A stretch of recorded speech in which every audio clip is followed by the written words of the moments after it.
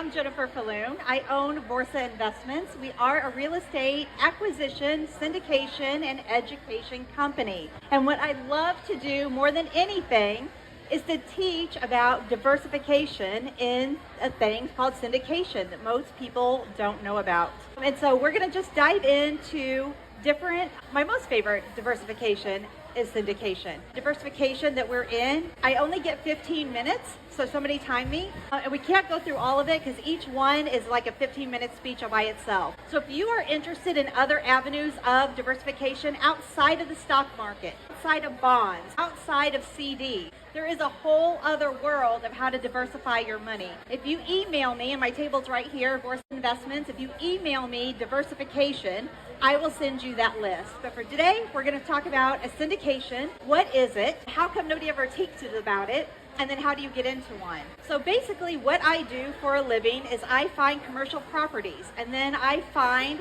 busy professionals that want to own the real estate, but they don't want to deal with the tenants and the toilets. All they want is a passive, consistent income.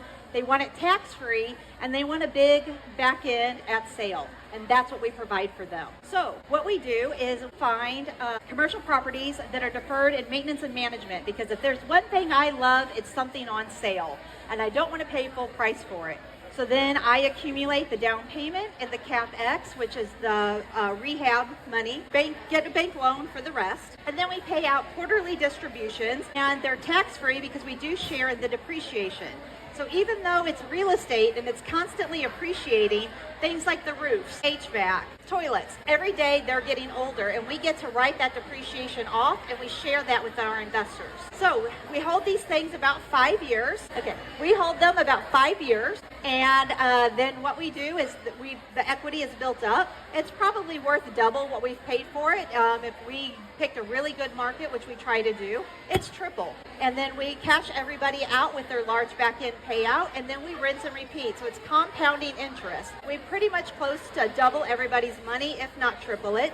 But we at least shoot for doubling. And then you can cash out and take your tax hit, or you 1031 exchange it, roll it into the next property. Rinse and repeat. And this is how people become millionaires. This is how somebody with $50,000 in a short 10 years can now become pretty close to a millionaire. Keep that in 20 years, 30 years, you're absolutely, double millionaire. And so with that, we are a syndication company. I have written a book called How to Vet a Syndicator, and and you can get it free on my website.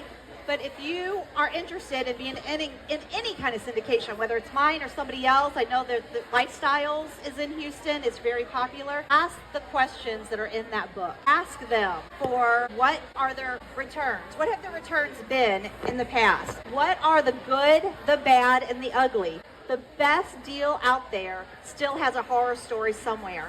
Ask for those horror stories. If they don't have one, don't invest with them because they're liars. I can tell you my very best property in the entire world, cash flow's beautiful.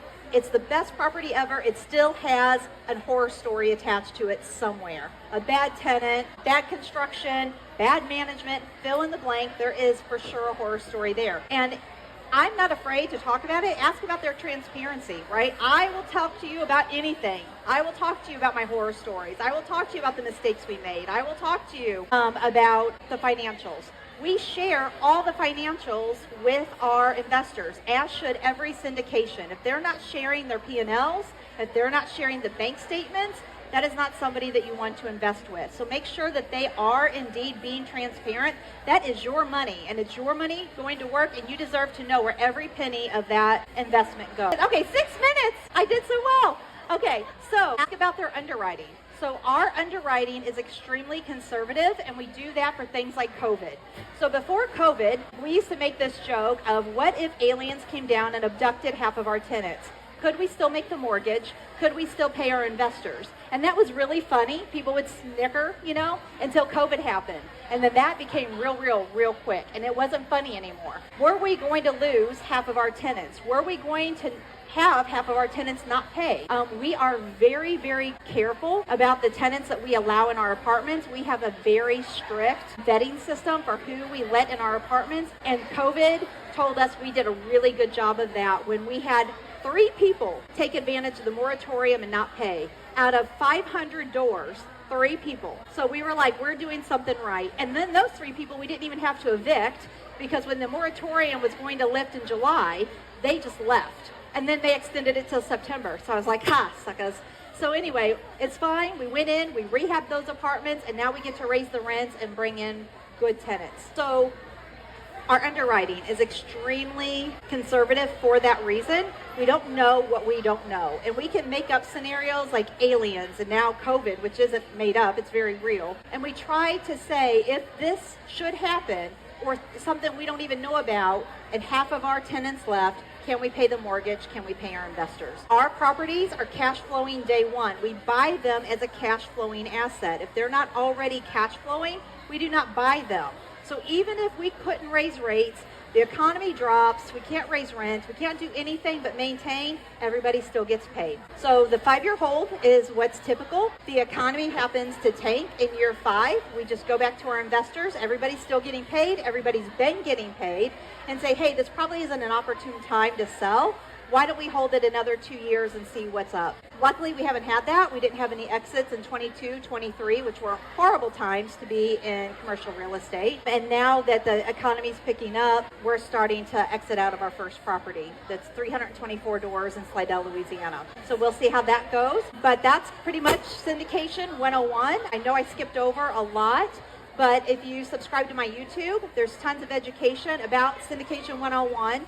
And who we are, my backstory, my personal story, and thank you very much. Okay, so right now we're working on an RV resort that is in Lake of the Ozarks, Missouri. So it's like the Midwest vacation destination of celebrities, and this is a fantastic deal because we thought we were buying 110 slips, and then when I went to go get our construction permit, they're like, well, you're permitted for 217 slips. So did the math on that, $5 million, which is exactly what we're paying for the resorts. We basically got the resort for free. Then, as we were talking, they said, did you know that when you're completely built out, you don't have to rent those RV slips. You can sell them for $100,000 a piece. We're an A-class property. It takes us $15,000 to build a slip, so that's an $85,000 profit.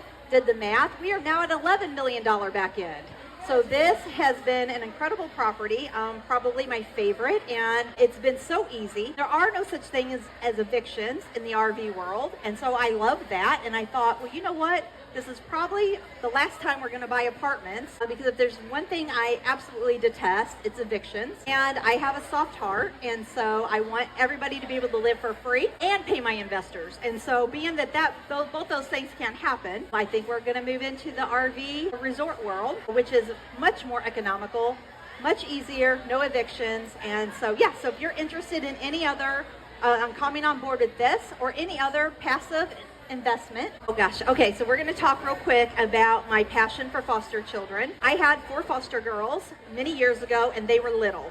So we only had them about a year. They went about their way, and it was devastating. I said, I'll never do that again. I didn't know that when they age out, or if they turn 18 before they have graduated high school, they are sent out. Then once that check doesn't come in, they are put on the streets. And I was like, who are these people to send these children out on the streets because they're not getting a check? So we started opening our homes to foster children that have aged out of foster care. But it wasn't enough, right? It's just not enough. And so we are working on a nonprofit that will have apartment complexes, because I know how to buy those. And what we're going to do is put homeless children and children that are aged out of foster care in these homes. We're going to give them a 2-year program so they can finish high school. They can get at least an associate's degree, 2 years to get a trade, or if they just can't do any education at all, we're going to let them work for 2 years, teach them how to bank their money, teach them financial responsibility, get them counseling.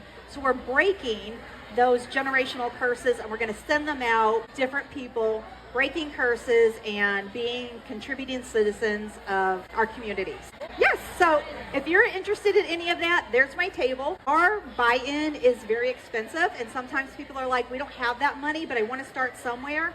I have different levels of diversification methods, asset classes, that anybody can start. You can start with $100 and then work your way up. So I'm happy to have that conversation. My number is on there. You can email me, diversification. I'll send you the list. You can do the due diligence on your own, but I'm also happy to coach through. All right, thank you.